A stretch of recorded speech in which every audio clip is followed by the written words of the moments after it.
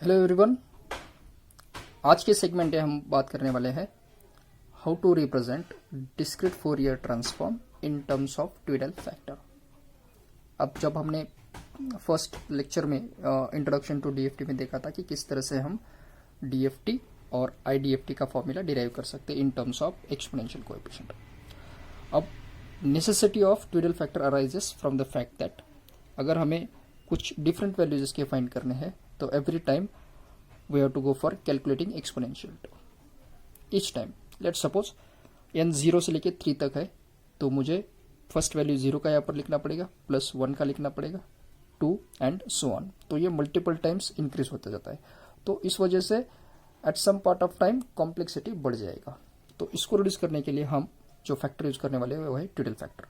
अब इस इक्वेशन को किस तरह से हम रियलाइज कर सकते हैं? बेसिकली ट्विडल फैक्टर जो है वो हम लिखेंगे in terms of Wn is equals to e raised to minus j 2 pi by n, where this n simply indicates number of samples।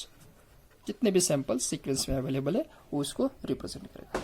अब इस इक्वेशन को हम ट्विडल फैक्टर के फॉर्म में लिखेंगे तो DFT of x of n जो हमने ऑलरेडी डिराइव किया था इक्वेशन वो हो जाएगा x of n as it is into exponential term को अब हम रिप्लेस करेंगे। आप देख सकते हैं e raise to minus j 2 pi by n is nothing but our twiddle factor. तो ये इक्वेशन होल्ड हो जाएगा omega n raise to k n। So this is the formula for DFT in terms of twiddle factor. अब हम reverse part में आते हैं IDFT के। So inverse discrete Fourier transform का भी रिलेशन हमने ऑलरेडी लिखा हुआ है जो हमने डिराइव भी किया था। तो मैं यहाँ पर इसको लिखूंगा again summation k 0 to n minus 1 x of k as it is n two. अब देखिए यहाँ पर एक्सपोनेंशियल का जो टर्म है e raise to j 2 pi divided by n, यहाँ पर ये पॉजिटिव है। और अगर हम ट्विडल फैक्टर की बात करते हैं तो ये कुछ निगेटिव के फॉर्म में अवेलेबल है तो हम इसको रिप्लेस करेंगे तो ये हो जाएगा omega n raise to minus k n, यानी कि we got relation for DFT in terms of twiddle factor as well as IDFT in terms of twiddle factor. अब हम बात करेंगे why it is so necessary to have such kind of equations in terms of twiddle factors. Hello everyone, आज के segment में हम बात करने वाले हैं how to represent discrete Fourier transform in terms of twiddle factor. अब जब हमने फर्स्ट लेक्चर में इंट्रोडक्शन टू डीएफटी में देखा था कि किस तरह से हम डीएफटी और आईडीएफटी का फॉर्मूला डिराइव कर सकते हैं in terms of exponential coefficient. अब necessity of twiddle factor arises from the fact that अगर हमें कुछ डिफरेंट वैल्यूज इसके फाइंड करने हैं तो every time we have to go for calculating exponential term. Each time let's suppose n 0 से लेके 3 तक है तो मुझे फर्स्ट वैल्यू 0 का यहाँ पर लिखना पड़ेगा, प्लस 1 का लिखना पड़ेगा, 2 एंड सो ऑन। तो ये मल्टीपल टाइम्स इंक्रीज होता जाता है। तो इस वजह से at some part of time complexity बढ़ जाएगा। तो इसको रिड्यूस करने के लिए हम जो फैक्टर यूज करने वाले हैं वो है ट्विडल फैक्टर। अब इस इक्वेशन को किस तरह से हम रियलाइज कर सकते हैं? बेसिकली ट्विडल फैक्टर जो है वो हम लिखेंगे in terms of Wn is equals to e raise to minus j 2 pi by n, where this n simply indicates number of samples। जितने भी सैंपल्स सीक्वेंस में अवेलेबल है वो उसको रिप्रेजेंट करेगा। अब इस इक्वेशन को हम ट्विडल फैक्टर के फॉर्म में लिखेंगे तो DFT of x of n जो हमने ऑलरेडी डिराइव किया था इक्वेशन वो हो जाएगा x of n as it is into exponential term को अब हम रिप्लेस करेंगे। आप देख सकते हैं e raise to minus j 2 pi by n is nothing but our twiddle factor. तो ये इक्वेशन होल्ड हो जाएगा omega n raise to k n। So this is the formula for DFT in terms of twiddle factor. अब हम reverse part में आते हैं IDFT के। So inverse discrete Fourier transform का भी रिलेशन हमने ऑलरेडी लिखा हुआ है जो हमने डिराइव भी किया था। तो मैं यहाँ पर इसको लिखूंगा again summation k 0 to n minus 1 x of k as it is n two. अब देखिए यहाँ पर एक्सपोनेंशियल का जो टर्म है e⁻j 2π डिवाइडेड बाई n, यहाँ पर ये पॉजिटिव है। और अगर हम ट्विडल फैक्टर की बात करते हैं तो ये कुछ निगेटिव के फॉर्म में अवेलेबल है, तो हम इसको रिप्लेस करेंगे तो ये हो जाएगा omega n raise to minus kn, यानी कि we got relation for DFT in terms of twiddle factor as well as IDFT in terms of twiddle factor. अब हम बात करेंगे why it is so necessary to have such kind of equations in terms of Twiddle factors. Hello everyone, आज के segment में हम बात करने वाले हैं how to represent discrete Fourier transform in terms of twiddle factor. अब जब हमने फर्स्ट लेक्चर में इंट्रोडक्शन टू DFT में देखा था कि किस तरह से हम DFT और IDFT का फॉर्मूला डिराइव कर सकते हैं in terms of exponential coefficient.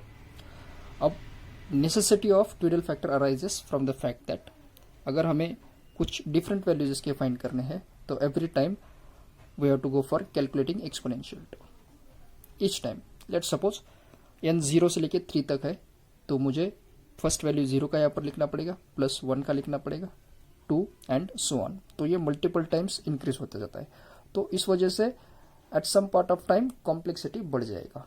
तो इसको रिड्यूस करने के लिए हम जो फैक्टर यूज करने वाले हैं वो है ट्विडल फैक्टर। अब इस इक्वेशन को किस तरह से हम रियलाइज कर सकते हैं? बेसिकली ट्विडल फैक्टर जो है वो हम लिखेंगे in terms of Wn is equals to e⁻j 2π by n, where this n simply indicates number of samples। जितने भी सैंपल्स सीक्वेंस में अवेलेबल है वो उसको रिप्रेजेंट करेगा। अब इस इक्वेशन को हम ट्विडल फैक्टर के फॉर्म में लिखेंगे, तो DFT of x of n जो हमने ऑलरेडी डिराइव किया था इक्वेशन, वो हो जाएगा x of n as it is into exponential term को अब हम रिप्लेस करेंगे। आप देख सकते हैं e⁻j 2π by n is nothing but our twiddle factor.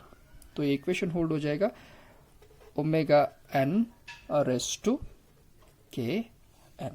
So this is the formula for DFT in terms of twiddle factor. अब हम रिवर्स पार्ट में आते हैं IDFT के। So inverse discrete Fourier transform का भी रिलेशन हमने ऑलरेडी लिखा हुआ है जो हमने डिराइव भी किया था, तो मैं यहाँ पर इसको लिखूंगा again summation k0 to n-1 x of k as it is n2।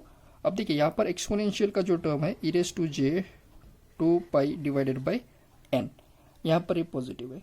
और अगर हम ट्विडल फैक्टर की बात करते हैं तो ये कुछ निगेटिव के फॉर्म में अवेलेबल है, तो हम इसको रिप्लेस करेंगे तो ये हो जाएगा omega n raise to minus kn, यानी कि we got relation for DFT in terms of twiddle factor as well as IDFT in terms of twiddle factor. अब हम बात करेंगे why it is so necessary to have such kind of equations in terms of Twiddle factors. Hello everyone, अब इस video में हम बात करेंगे ट्विडल फैक्टर का यूसेज किस लिए करेंगे। अब पिछले वीडियो में हमने देखा था how to represent discrete Fourier transform in terms of the twiddle factor. अब यहाँ पर हम देखेंगे इसका इंपॉर्टेंस क्या होता है। तो देखिए पिछले कपल ऑफ वीडियोस में भी हमने देखा था एग्जांपल्स के तौर पे कि हम DFT किस तरह से फाइंड करेंगे। अगर हम बात करेंगे ट्विडल फैक्टर की तो हम कुछ इस तरह से उसको लिख सकते हैं Wn becomes equals to exponential -j 2π by n के फॉर्म में। और हमारे पास दो सेट ऑफ इक्वेशंस है, एक तो DFT है और सेकंड है IDFT। अगर हम सिंपली बात करेंगे DFT के बारे में, so I can write discrete Fourier transform जो कि हमारे पास अवेलेबल है in form of equation x of k is equal to summation 0 to n-1 x of n into e⁻j 2π kn by n। ये कुछ इस तरह से इक्वेशन। अब देखो अगर मुझे एक सिंपल सा वैल्यू x ऑफ k का फाइंड करना है, लेट सपोज हम एज्यूम करेंगे हमें k इज इक्वल्स टू 1 के लिए इसको फाइंड करना है, तो ये इक्वेशन को हम कुछ इस तरह से लिखेंगे x of 1 is equal to, और अगर हम कंसिडर करते हैं that we have 4 number of sample, तो ये जो समेशन है ये टर्म हो जाएगा 0 से लेके 3 तक। तो मैं इस इक्वेशन को एक बार लिखता हूँ 0 to 3 x ऑफ n, और इस टर्म को हम लिखेंगे j2 pi n by 4। Why? Because k को हमने कंसिडर किया था 1। अब n जो वेरिएबल है इसका रेंज है 0 से लेके 3 तक, तो अगर हम इसको सिंप्लीफाई करेंगे तो ये एडिशन के फॉर्म में आ जाएगा, और हम लिख सकते हैं x1 इज इक्वल टू, अगर मैं फर्स्ट वैल्यू n का 0 लिखता हूँ तो ये हो जाएगा x of 0 into e raise to 0। Why? Because n 0 है तो ये पूरा मल्टीप्लीकेशन में 0 हो जाएगा, प्लस अब नेक्स्ट वैल्यू 0 से लेके क्या आ जाएगा 1, तो n 1 हो गया तो ये हो जाएगा 1 e raise to minus j2 pi by 4। अब नेक्स्ट टर्म में n 2 आ जाएगा तो ये हो जाएगा x2 e raise to minus j2 pi into 2 divided by 4, plus अगर लास्ट टर्म हम देखेंगे 3 तो ये हो जाएगा plus x3 e raise to minus j2 pi into 3 divided by 4। यानी कि अगर हमें एक सिंपल सा वैल्यू x का फाइंड करना है DFT का, तो हमें depending upon number of samples हमें 4 टाइम्स मल्टीप्लीकेशन और आप देख सकते थे 3 टाइम्स हमें एडिशन करना पड़ेगा। अब ये जो वैल्यूज है ये वैल्यूज डिपेंड करेंगी n की वैल्यू के ऊपर, am I right? तो एवरी टाइम अगर हम एक्सपोनेंशियल टर्म्स को ही फाइंड करते बैठेंगे तो it will take lot of time और ये लेंथी प्रोसेस हो सकता है। तो इसके लिए हम क्या कर सकते हैं, we can use the same term in terms of twiddle factor. किस तरह से? अब देखो इस इक्वेशन को ड्यूटल फैक्टर के फॉर्म में अगर हम लिखते हैं तो ये हो जाएगा 0 to n minus 1, ये हो जाएगा xn, और इसको हम लिखेंगे omega n raise to kn। Okay so omega n raise to kn जो है उसको मैं अब यहां पर लिखूंगा omega n raise to kn becomes equals to e raise to minus j2 pi by n, और इसके पावर में मल्टीप्लीकेशन में आ गया kn। ओके सो अब अगर हम बात करेंगे इस दो वेरिएबल्स के बारे में, या दो वेरिएबल्स हो सकते हैं, एक तो k या फिर n। अगर हम k को कंसीडर करेंगे लेट्स सपोज 1, और n को भी अगर आप 1 कंसीडर करेंगे तो ये हो जाएगा omega n raise to 1। Why? Because both the terms k and n are 1, तो इन दोनों का मल्टीप्लीकेशन हो गया 1, और ये मैं इसको लिखूंगा 4 क्योंकि हमने 4 सैंपल्स कंसिडर किए। तो ये इक्वेशन हो सकता है e raise to minus j2 pi by 4 into 1, क्योंकि दोनों भी टर्म्स को हमने 1 कंसिडर किया था। तो ये हो जाएगा, देखिए 2 2 ज़ा 4, तो जो रिमाइंडर है वो हो जाएगा e raise to minus j pi by 2। अगर इसका वैल्यू हमें फाइंड करना है तो फॉर्मूला हमें यूज करना पड़ेगा। वो फॉर्मूला है e raise to minus j theta, it is written in terms of cos and sine as cos theta minus j sine theta. तो इस भी आप पे ये हो जाएगा cos pi by 2 minus j sine pi by 2। अब हमें तो पता है कॉस पाई बाई 2 का वैल्यू होता है 0, साइन पाई बाई 2 का वैल्यू होता है 1 इंटू माइनस j, तो ये आ जाएगा minus j। Okay sir, similarly अगर मैं इसको एक्सटेंड करता हूं, लेट्स सपोज हमें नेक्स्ट वैल्यू फाइंड करना है, तो मैं यहां पर लिखूंगा ओमेगा 4 स्क्वायर। अब ओमेगा 4 स्क्वायर अगर हमें फाइंड करना है तो ये हो जाएगा, देखिए e raise to minus j2 pi by 2 pi into 2 divided by 4, क्योंकि ये k इंटू n हमने कंसिडर किया है 2, तो 2 इंटू 2 4, और ये 4 कैंसिल हो जाएगा, तो रिमाइंडर आ गया ई रेस टू माइनस j पाई, तो इसको हम लिखेंगे cos pi minus j sine पाई। अब ये भी टर्म हमें मालूम है, साइन पाई तो 0 होता है, कॉस पाई होता है -1। उसी तरह से और एक टर्म हम लेते हैं ओमेगा 4 क्यूब, यानी कि नेक्स्ट टर्म को लेते हैं, तो ये हो जाएगा e raise to minus j2 pi by 4 into 3, ये हो जाएगा 2 2 ज़ा 4, तो जो टर्म जो रिमाइंड हो गया वो हो गया 3 पाई बाई 2। तो ये इसको भी अगर हम लिखेंगे तो ये हो जाएगा cos 3 pi by 2 minus j sine 3 by 2। अब कॉस का तो एंगल 0 हो जाएगा, और साइन 3 पाई बाई 2 का वैल्यू होता है -1, और -1 माइनस j जो टर्म आ जाएगा वो आ जाएगा प्लस j। अब देखिए हमारे पास कितनी वैल्यूज आ गई, अगर इसका प्रोडक्ट 1 है तो सैंपल वैल्यू आ गया -j, बाद में -1, बाद में +j, और हमें मालूम है omega 4 raise to 0 by default वो कितने आ सकता है 1, क्योंकि किसी भी पावर अगर हम 0 का लेते हैं तो वो हो जाएगा 1। अब इस सभी वैल्यू को मैं प्लॉट करूंगा इन terms of A diagram. Diagram किस तरह से हम ड्रॉ करेंगे। तो सबसे पहले मैं 4 क्वाड्रेंट्स को यहाँ पर ड्रॉ करूंगा कुछ इस तरह से। Let us start from the first value. अब फर्स्ट वैल्यू हमारे पास क्या है, omega 4⁻0 is equal to 1 positive real axis पे आ जाएगा, तो हम इसको प्लॉट करेंगे इस टर्म के ऊपर। अब ये 4 क्वाड्रेंट्स हमने क्यों लिए, क्योंकि हमारे पास नंबर ऑफ सैंपल्स 4 है, तो इसी वजह से हमने ओनली 4 क्वाड्रेंट्स को कंसिडर किया है। अगर n 8 सैंपल्स का आ जाए तो इसको हम डिवाइड करेंगे 8 पार्टीशंस में। अब नेक्स्ट वैल्यू की बारे में बात करते हैं। अब अगर हम नेक्स्ट वैल्यू देखेंगे, ओमेगा 4:1 जो कैलकुलेट किया था हमने -j यानी कि निगेटिव इमेजिनरी एक्सिस, तो ये डेफिनेटली इस एक्सिस पे आ जाएगा। तो हम इसको लिखेंगे omega 4:1 is equals to -j। अब नेक्स्ट ओमेगा 4 स्क्वायर जो हमारे पास था -1 यानी कि निगेटिव रियल एक्सिस, तो देखिए ओमेगा 4 स्क्वायर -1 आ जाएगा। और लास्ट वैल्यू हमने फाइंड किया था ओमेगा 4 क्यूब, वो था +g यानी कि पॉजिटिव इमेजिनरी एक्सिस। तो अब देखो depending upon what values we are assuming, हम डायरेक्टली इसको कैलकुलेट कर सकते हैं। अब इसका और एक बेनिफिट क्या हो सकता है, देखिए अगर हम देखते हमारे पास 4 ही सैंपल्स है 0 1 2 3, अगर ये रिपीटिसिटी दिखाता है तो किस तरह से 3 के बाद ओमेगा 4:4 आ जाएगा, ओमेगा 4:5 आ जाएगा, ये टर्म आ जाएगा ओमेगा 4:6, ये टर्म आ जाएगा ओमेगा 4:7।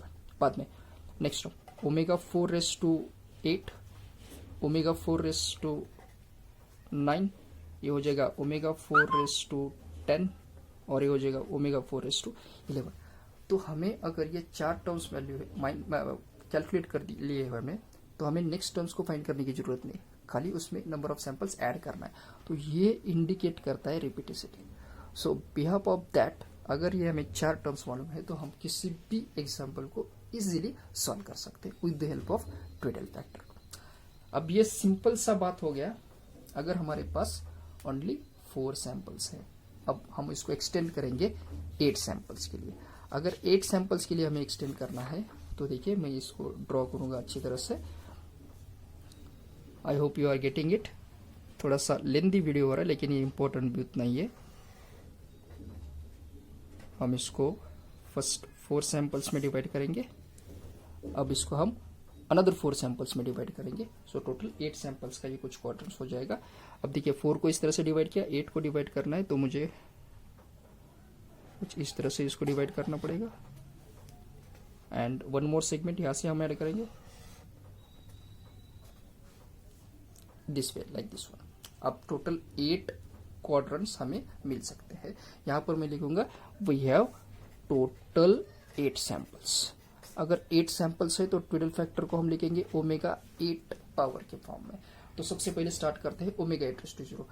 हमें एक टर्म तो मालूम है, ट्विडल फैक्टर का बेस कितना भी रहे उसका पावर अगर 0 है तो उसका वैल्यू 1 होता है। तो वहां से हम स्टार्ट करेंगे ओमेगा 8:0 इज इक्वल टू 1।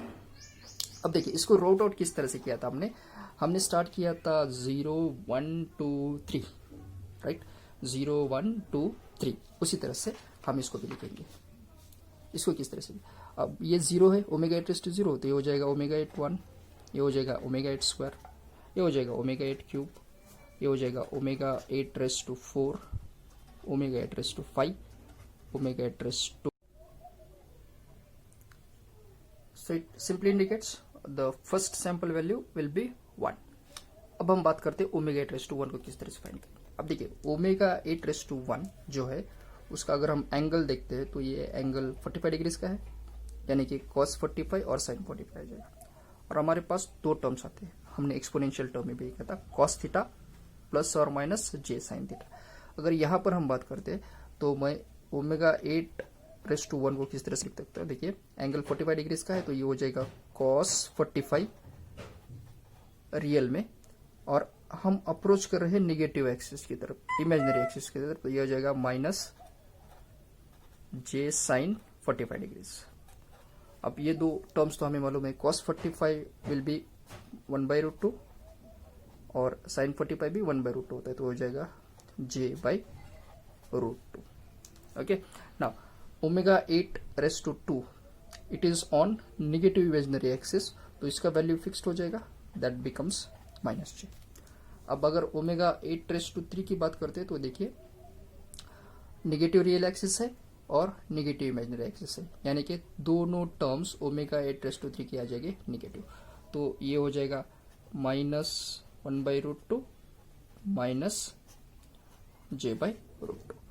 अब omega 8⁻⁴ it is on negative real axis, तो इसका वैल्यू हो जाएगा फिक्स्ड -1। अब ओमेगा 8�5 अगर हम देखते हैं तो इसका करस्पॉन्डेंस अगर हम देखेंगे तो नेगेटिव रियल एक्सिस है और पॉजिटिव इमेजिनरी एक्सिस है, इन दोनों के बीच में आता है, तो ये वैल्यू हो जाएगा नेगेटिव रियल एक्सिस -1/√2, पॉजिटिव जो है वो रियल इमेजिनरी एक्सिस है तो हो जाएगा +j/√2।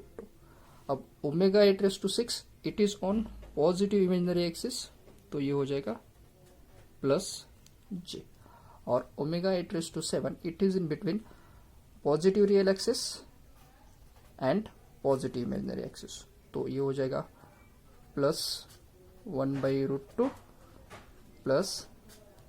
+j/√2। तो देखिए हमें किसी तरह से इसको कैलकुलेट नहीं करना पड़ा, सीधी तरह से हमने उसको एक मैप पे ट्रैक किया और हम उस वैल्यूज को फाइंड कर सकते हैं। अब कितने भी सैंपल्स अगर हम ऐड करेंगे रिपीटेडली, देखिए ओमेगा 8�7 है तो ये हो जाएगा ओमेगा 8�8, ये हो जाएगा omega 8�9 and so on up to again the periodicity, यानी कि उसमें हमने खाली 8 नंबर ऑफ सैंपल्स ऐड किए थे, so it simply shows the periodicity. तो इसी वजह से हम जो DFT और IDFT यूज करते हैं उसको हम ट्विडल फैक्टर के फॉर्म में लिखेंगे, and that becomes easy to understand as well as to find its value. I hope आपको ये कंसेप्ट समझ में आ गया होगा। नेक्स्ट वीडियोज में हम इसका इम्प्लीकेशंस फर्स्ट फोरियर ट्रांसफॉर्म के लिए भी यूज करेंगे, वहां पर भी हमें ये ट्विडल फैक्टर्स रिपीटेडली यूज करना है। Thank you very much.